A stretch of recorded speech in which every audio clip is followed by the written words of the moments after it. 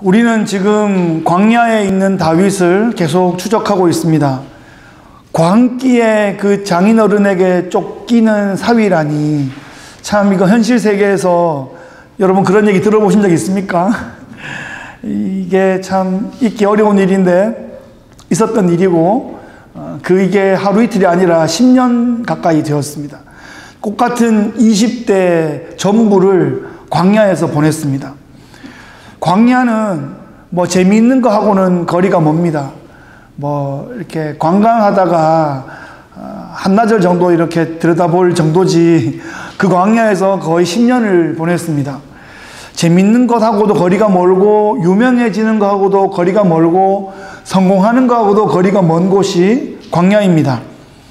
10년 세월이면 뭐 대학을 간 것도 아니고, 10년 세월에 사업을 한 것도 아니고, 맨날 보는 그 바위, 그 계곡, 그 절벽, 그 가시덤불들, 오늘이 무슨 요일이지? 의미 없다. 그러면서 매일 똑같은 그런 반복이 광야의 생활입니다. 다람쥐가 쳇바퀴를 도는 것처럼 의미 없는 매일의 반복이 10년을 지나고 있습니다. 다윗은 어떻게 그 10년간 미치지 않고 살아남았을까? 이게 참 연구 과제입니다. 결론부터 얘기해 보자면, 다윗은 그 광야에서 하나님과 동행하였습니다. 그것 자체가 목적입니다. 어떤 목적을 위해서 그것을 버티려고 하면 그 자체가 굉장히 힘들 수 있고 버거울 수 있고, 뭐 짧은 어느 정도 기간이면 모르겠는데 10년을 보냈다는 것은 상당한 어떤 뭐 참을 만한 기간을 지난 것이고, 그 기간 자체가 목적이 되었다, 이렇게 보아야 됩니다. 매일매일 하나님과 동행하는 것 자체가 목적이 된 그런 다윗의 삶이었습니다. 다윗의 광야 생활이 우리에게 영감을 주고 우리에게 도전이 되기를 바랍니다. 저도 다윗에게서 많은 것을 배우고 있습니다. 구약 성경 가운데 가장 많은 지면을 차지하고 가장 많이 그 이름이 불리고 있는 사람이 다윗입니다. 신약 성경에도 가장 많이 언급되는 구약의 이름이 다윗입니다. 지금도 이스라엘 사람들에게는 다윗이 가장 유명하죠. 각기 다른 이유로 다윗을 좋아할 수 있지만, 오늘 우리는 다윗에게 집중하기보다 다윗의 그 광야 생활 가운데 하나님을 주목했다, 하나님께서 다윗을 주목하고 계셨다 하는 그 관점에서 한번 이 이야기에 동참하면 좋겠습니다. 여러분, 오늘 우리가 읽었던 것처럼 다윗은 지금 한계에 봉착했습니다. 10년 전에 혼자 있었을 때는 광야를 거의 뭐 날다람쥐처럼 뛰어다녔는데, 이제는 부하만 600명입니다. 그리고 10년 지나다 보니까 그 중에 결혼을 한 사람들도 있고 자녀들도 태어나기도 하고, 그래서 학자들은 줄잡아 1000명은 되었을 것이다, 그렇게 말하고 있습니다. 다윗도 지금 아내가 둘이나 있죠. 이만저만 신경 쓰이는 일이 아닙니다. 우리 영화를 보면 주로 이제 여자가 이제 인질로 잡히잖아요. 그러면 히어로가 무조건 그걸 구해내겠다고 이야기들이 벌어지기 때문에 식솔이 많아진다는 것은 내 혼자 자네가 될 수 있는 일도 아니고 굉장히 어려운 상황을 지금 내포하고 있는 것입니다. 사울이 전에, 우리 지지난주에 사울을 만났을 때 사울이 이렇게 말하죠. 나는 네가 왕 될 걸 알고 있다, 뭐 이렇게 말하면서 나중에 우리 가문 좀 그래도 좀 잘 봐달라, 이렇게 얘기했잖아요.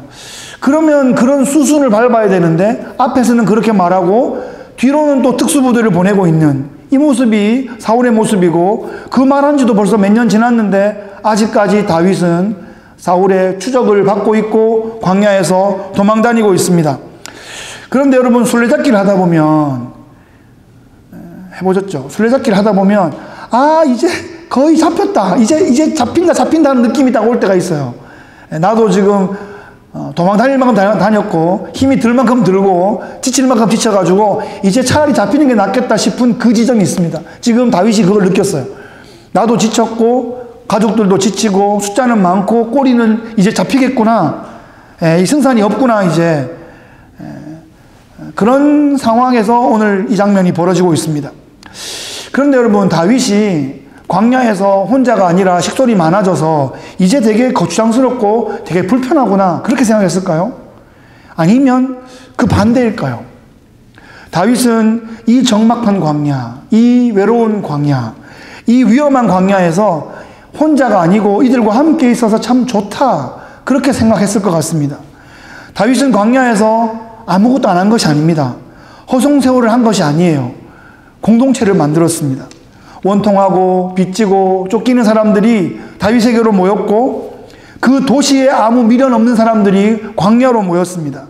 처음에는 다소 어색하고 거칠고 좀 뒤죽박죽이었는지 모르지만 다윗의 기도 소리를 듣고 또 다윗의 찬양 소리를 듣고 다윗이 하나님의 성품 묵상한 걸 나눠주고 그러면서 그 공동체가 불황자의 공동체가 아니라 점점점 예배 공동체가 되어갔다, 점점 더 거룩으로 다듬어져 갔다 하는 것을 우리는 어렵지 않게 묵상할 수 있습니다.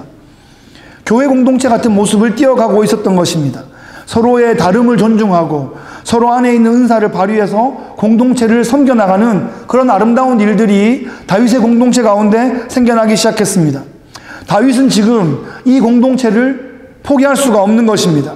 이 공동체를 위기에 빠뜨릴 수가 없는 것이에요. 그래서 모두 함께 가장 안전하게 잘 지낼 수 있는 길을 찾아야 됐습니다. 그러기 위해서는 사울의 추격을 따돌려야 됐습니다. 현실적인 길은 하나밖에 없다라고 판단하게 되었어요. 그것은 블레셋 땅으로 망명 가는 것입니다. 다윗은 지금 이 블레셋의 가드왕 아기스 앞에 섰던 적이 있습니다. 그때는 호롤단신이었습니다. 그런데 골리앗을 죽이고 또 이스라엘에서도 승승장구하던 그 다윗을 많은 그 블레셋의 방백들이 알아봤죠. 그래서 첩자일 수 있다, 위험하다, 그렇고 왕한테 막 말하는 바람에 생명의 위기를 느끼고 다윗이 어떻게 했습니까? 기지를 발휘해서 그 자리에서 미친 척을 합니다. 예, 진짜 세상에 영구 없다를 한 거죠. 이렇게 침을 질질 흘리면서, 수염에 침을 질질 흘리면서 이렇게 벽에 가서 끄적끄적 글자를 쓰면서 누가 봐도 영락 없는 바보 행세를 한 겁니다. 스트레스가 얼마나 많았으면 아이고 미쳐버렸네, 그렇게 보이도록 만들었어요. 그래서 왕이 열받아가지고, 아니 블레셋에 미친놈이 없어가지고 저런 미친 걸 데려왔냐고, 쫓아내라고, 그런 수모를 당하면서 진짜 속으로 울었을 것 같은데, 하여튼 그 자리를 이렇게 빠져나와서 간 곳이 아둘람입니다. 그 아둘람에서 이 원통한 자, 빚진 자, 쫓기는 자 400명이 모였죠. 이제 600명이 되었고 1000명이 되었어요. 몇 년 만에 아기스 왕 앞에 선 모습은 전혀 다른 모습입니다.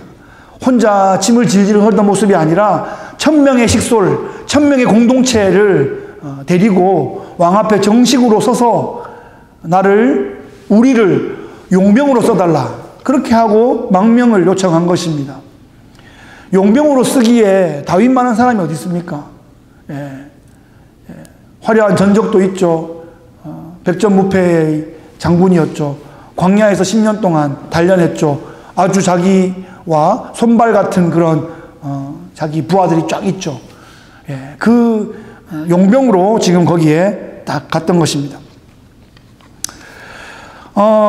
이제 월급을 받을 수 있고요. 가족도 부양할 수 있겠다, 그렇게 되는 거죠.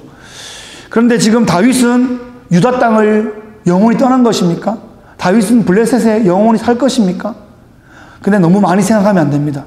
지금 해야 하고 지금 할 수 있는 일에 그저 집중하는 것입니다. 하나님께서 섭리 가운데 그 다음 스텝은 하나님이 열어가시는 거죠. 다윗이 10년 전만 해도 다윗이 지금 골리앗 죽인 그 나라 왕한테 가가지고 용병이 될 일을 상상할 수 있었겠습니까? 하나님께서 하여튼 기묘한 방식으로 지금 다윗과 공동체를 다루어 가고 계십니다. 지금 그 가드 왕 아기스의 입장에서 한번 이 장면을 생각해 봅시다. 아기스 왕은 다윗이 사울한테 계속 쫓기고 있다는 것을 알고 있어요. 계속 보고를 받고 있고 계속 추적하고 있습니다. 왜냐하면 그 인근에 사울한테 다윗이 쫓긴다는 그 이야기만큼 핫한 국제뉴스가 없거든요. 그거에 따라서 저번에 그거 기억나시죠? 그 굴에 숨어 있는데 사울이 잡으러 왔다가 사울과 그 군대가 왕궁을 비웠다는 걸 알고 이 블레셋이 왕궁을 그죠? 공격하러 왔잖아요.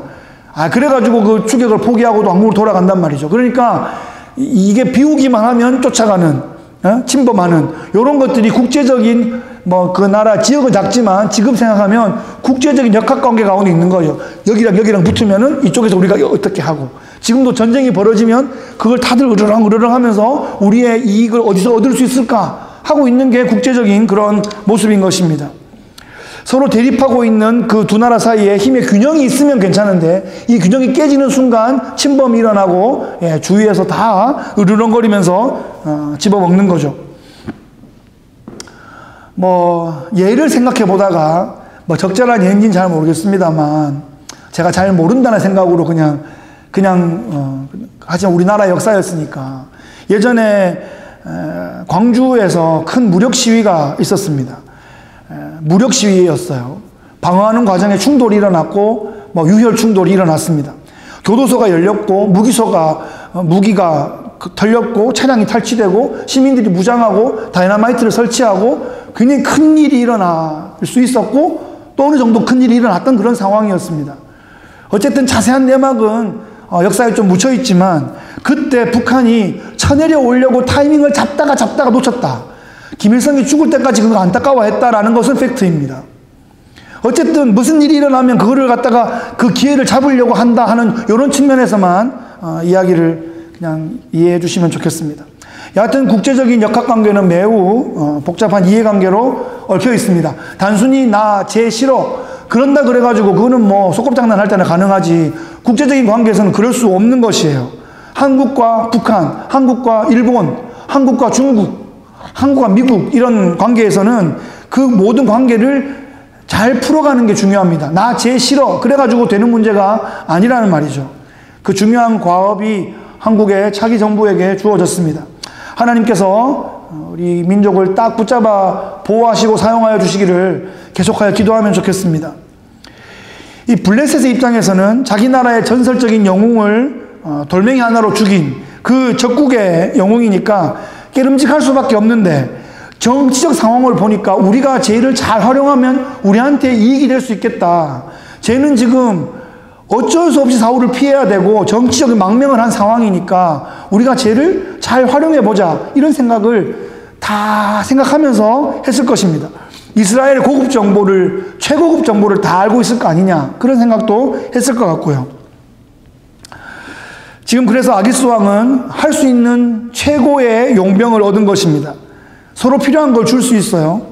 그래서 국제적인 관계는 서로 윈윈을 해야 되는데 우리가 식솔이 많습니다. 머물 수 있는 곳을 주십시오 그랬더니 시글락이라는 좀 시골 동네를 하나 주었습니다. 성경은 다윗이 그 땅에서 1년 4개월 동안 머물렀다 그렇게 기록하고 있습니다.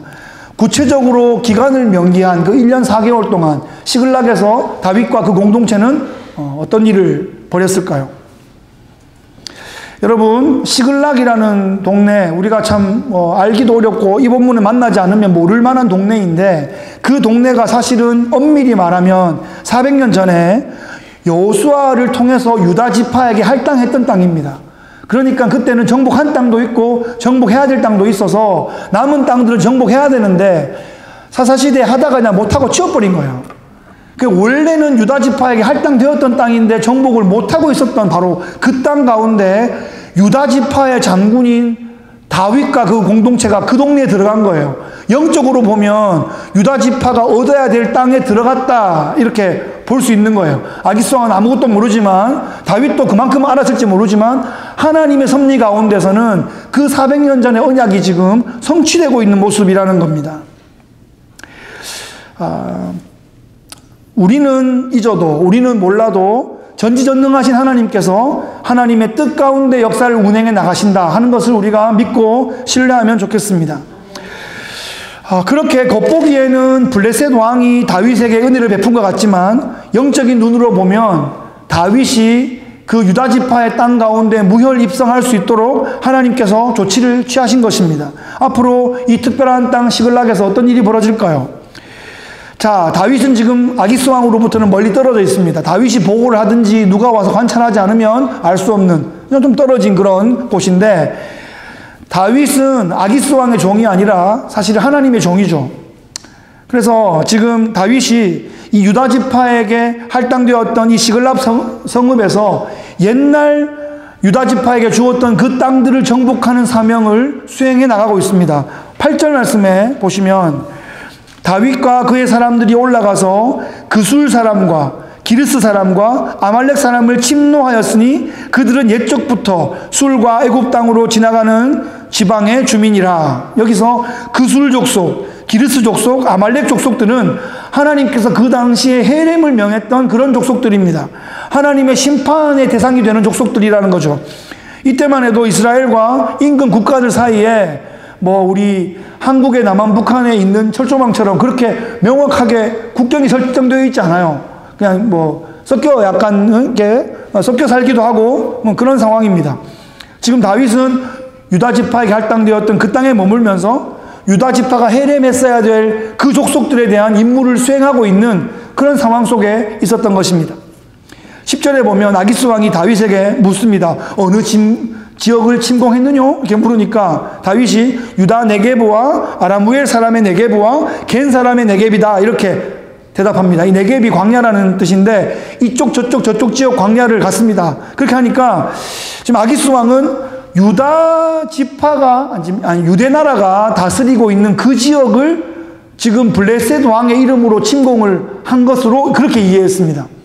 그런데 사실은 그 땅이 애매한 땅들이어서 그 땅들을 정복한 것이 사실은 나중에 다 유다 지파의 땅이 되어버릴 그런 이중적인 의미가 있게 된 상황이에요. 그렇게 한 다음에 다윗은 아기스 왕한테 때마다 전리품을 갖다가 줬습니다. 그러니까 왕은 전리품도 받고 내 땅도 늘어난다고 생각하니까 그냥 기분이 좋았던 것입니다. 다윗은 과연 탁월한 용병이구나. 야, 내가 어디서 이런 복덩어리가 굴러왔냐. 그렇게 생각하고 있었죠. 다윗의 전략은 매우 효과적이었습니다. 다윗은 하나님 나라 일을 하면서 블레셋 왕의 신임을 점점 얻어가고 있고 식솔들도 가장 잘 안전하게 챙기고 있었습니다. 아기스 왕은 지금 다윗이 완전히 자기 종이 되었다고 생각했습니다. 사울과는 완전히 원수가 되어서 도저히 저쪽으로 돌아갈 수가 없을 것이다 라고 생각했습니다.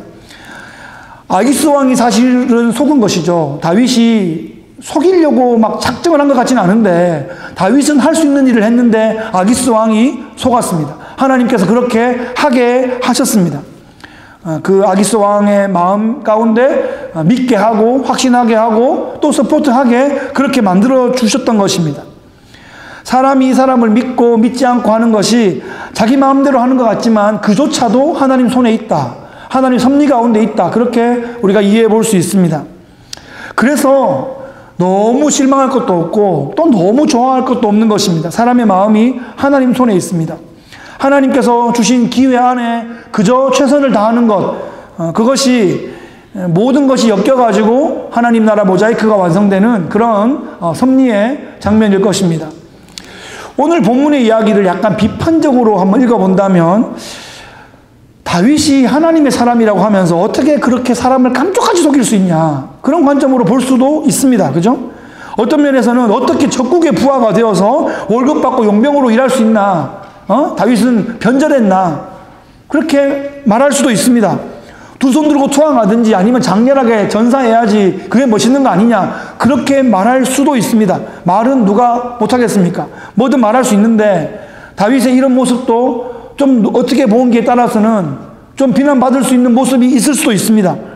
근데 사실 다윗은 지금 적국에서 녹을 받으면서 블레셋 경내의 땅을 공격해서 전리품을 얻고 또 그 지역 사람들을 멸절하면서 블레셋 왕에게 인사를 듣고 칭찬받고 있는 이런 하여튼 희한한 상황입니다. 나중에는 그것이 이스라엘 땅을 회복하는 그런 모습으로 지금 준비되고 있습니다. 이게 어떻게 보면, 심하게 보면 은행 직원이 월급 받으면서 다른 곳으로 돈을 빼돌리는 것 같은 그런 모습으로 이렇게 그렇게 볼 수도 있어요.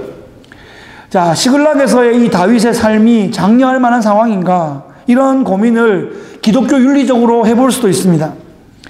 여러분, 크리스찬은 거짓말 할 수 있습니까? 이렇게 말하면 구계명을 어기는 것이기 때문에 안 됩니다. 그렇게 얘기하겠죠. 하나님의 뜻은 분명히 거짓말하는 것은 하나님께서 죄라고 하십니다. 그런데 우리가 좀 특별한 경우를 생각해 볼 수 있잖아요. 그 거짓말을 해야 되는 상황이 그거보다 훨씬 더 자비를 베풀어야 되는 어떤 상황과 결부된다면 그 더 높은 가치를 지키기 위해서 하나님께서 허용하실 수도 있다는 거죠. 라합이 정탐꾼을 맞이했을 때 자기 군대 사람들을 따돌렸잖아요. 거짓말을 한 것이 분명한데 하나님 나라의 의를 이루신 것이기 때문에 성경은 라합이 거짓말했다라는 것을 그렇게 지적하고 있지 않습니다. 자비를 베풀었고 하나님 나라의 한 스텝을 열어줬다, 그렇게 말하고 있죠. 뭐 그런 경우는 성경에 사실 여러 군데 나오고 있습니다. 동방 박사가 헤롯과의 약속을 어기고 다른 길로 가잖아요. 그 왜 약속을 어겼냐? 그런데 하나님 나라의 의를 이루기 위해서 그렇게 하신 것입니다.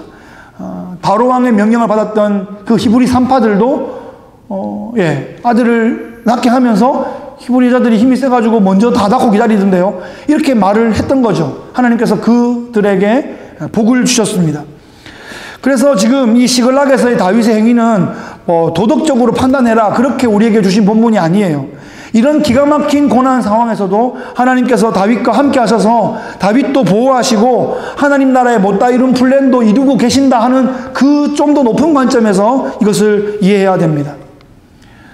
지금 대한민국의 역사도 그렇고 미국의 지금 어떤 상황들도 그렇고 우리의 이민사도 그럴 수 있습니다. 여러분 딱딱 떨어집니까? 딱딱 떨어졌습니까? 지금까지 어떻습니까? 꼬이고 있지 않아요?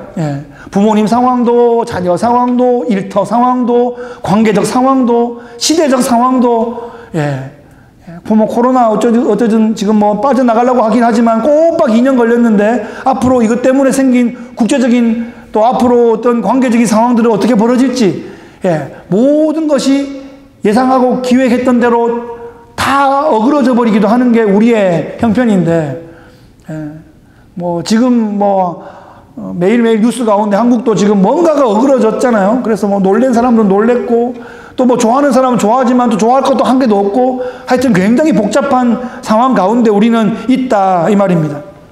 여러분, 그런데 우리의 인생이 그렇습니다. 애매한 상황 가운데 우리가 놓여있게 돼요. 평생 애매할 거예요. 이 땅은 애매하다니까요. 뭐 그리 확실하겠어요. 확실한 거는 하나님 나라 계시고 우리가 그 나라에 간다 하는 것 밖에는 확실한 게 아무것도 없고, 그 안에 있는 상황은 모든 게 다 애매한 상황을 걸어가게 돼 있어요. 그러니까 그 애매한 상황을 걸어가면서 네가 맞느니 내가 맞느니 너무 그럴 필요가 없는 거죠. 입장이 다 서로 다르다고요. 하나님께서 그것조차도 다 보고 계시다는 겁니다.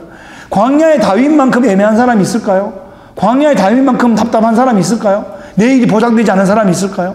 자기가 아기수왕 앞에서 몇 년 전에 침 질질 흘리고 막 미친 척 했던, 근데 지금 정신 똑바로 차리고 용병을 막 하고 있고, 이게 지금 다윗은 무슨 계획을 해서 지금 이런 거 있는 게 아니잖아요. 그때마다의 하나님 주신 지혜와 또 섭리와 또 하나님 주신 그 용기로 지금 이 장면을 뚫어내고 있는 것입니다.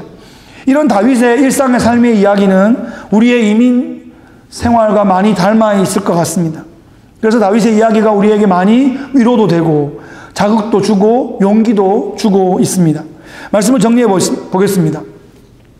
다윗의 이 시글락 공동체는 이 땅을 살아가는 하나님 나라 백성들의 모습과 닮았습니다.